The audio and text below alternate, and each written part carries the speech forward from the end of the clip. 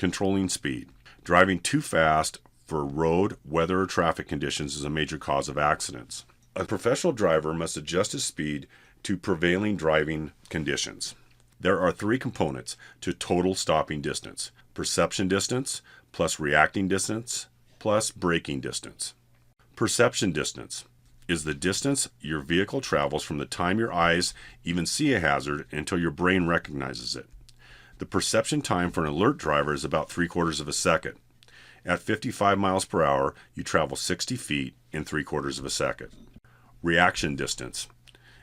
It's the distance traveled from the time your brain tells your foot to move from the accelerator until your foot is actually pushing the brake pedal.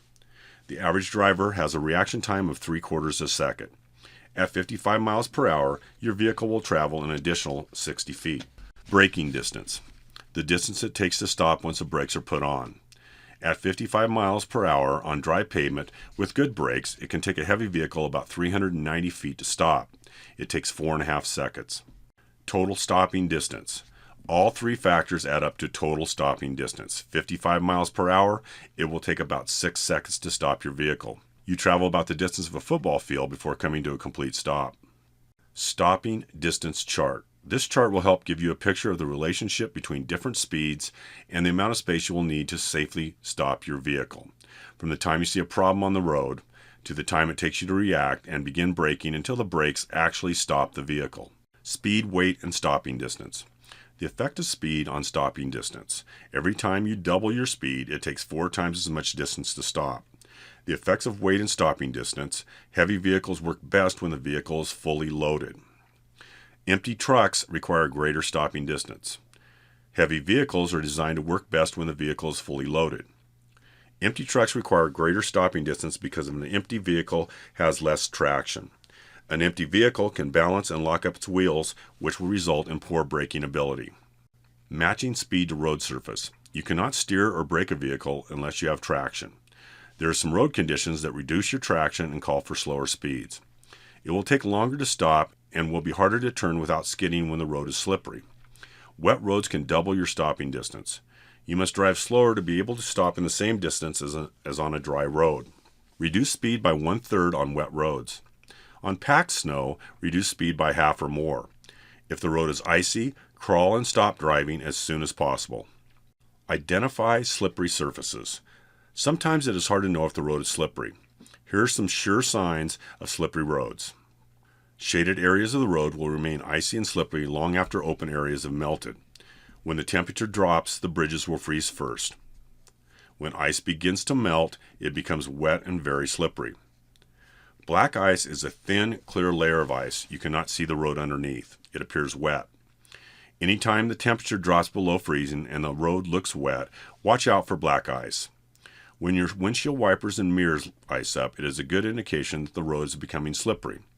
Just after it rains, water mixes with oil on the road, making the road very slippery. Hydroplaning. When water slush puddles on the road, the tires could lose contact with the road and have little or no traction.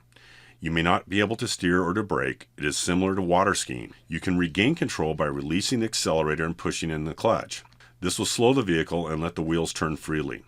Do not use the brakes to slow down. If the drive wheels begin to skid, push in the clutch and let them turn freely.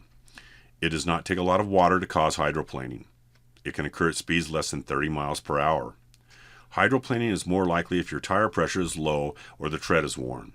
The grooves in your tire tread carry away the water. If they are warm, they will not work well.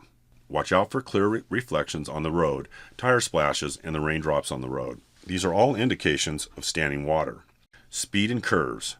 Drivers must adjust their speed for curves in the road. If you take a curve too fast, the wheels can lose their traction, creating a skid, or the wheels may keep their traction and the vehicle will roll over.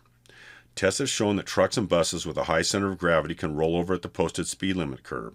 Braking in a curve is dangerous because it is easier to lock up the wheels and cause a skid or jackknife. Slow to a safe speed before you enter a curve and be in gear within RPM range that will allow you to accelerate slightly and pull the trailers through the curve. Speed and distance ahead. You should always be able to stop within the distance you see ahead. Fog, rain, or snow will limit the distance you can see. These conditions require that you slow down to be able to stop within the distance you can see ahead. At night, you cannot see as far ahead of you with your low beams as you can with your high beams. When the conditions require you to use low beams, you must slow down. Remember the example from the total stopping distance section. It takes 450 feet to stop a vehicle at 55 miles per hour. Driving on a straight road, on a clear day, you'll be able to see 450 feet ahead. In this situation, it is safe to travel at 55 miles per hour. But in fog, rain, or snow, limit your vision to 160 feet. You must slow down considerably to compensate for your limited vision. For reference, 450 feet is a little longer than a football field. 160 feet is the width of a football field. Speed and traffic flow. When you're driving in heavy traffic, the safest speed is the speed of the other vehicles. Vehicles going the same speed in the same direction are not likely to run into each other. In many states, speed limits are lower for trucks and buses. It can be very much as 15 miles per hour. Use this extra caution when changing lanes on these roadways. Drive with the flow of traffic. If you can, without going at an illegal or unsafe speed, make sure you keep a safe following distance. The main reason drivers speed is to save time, but speeding does not save much time. The added risks are not worth it. If you go faster than the speed of other traffic, you'll have to keep changing lanes. Increasing the number of lane changes increases your chance of an accident. Constantly changing lanes make you tired. Fatigue is a major cause of accidents. Speed on downgrades. Your speed will increase on downgrades. Your most important objective is to select and maintain a speed limit that is not too fast for the total weight of the vehicle and the cargo, the length of the grade, the steepness of the grade, road conditions, and weather. If a speed limit is posted or there is a sign indicating a maximum safe speed, never exceed the speed shown. Also, you must obey warning signs indicating steepness of the grade. You must use the braking effect of the engine as the principal way of controlling your speed on downgrades. The braking effect of the engine is greatest when it is near the governor RPMs and the transmission is in the lowest gears. Save your brakes so you'll be able to slow down or stop in an emergency. Shift your transmission into a lower gear before starting down the grade. Roadway work zones. Speed is the number one cause of death in roadway work zones. Obey the posted speed limit at all times when in a work zone. Decrease your speed for adverse weather conditions. Decrease your speed even further when a worker is close to the roadway.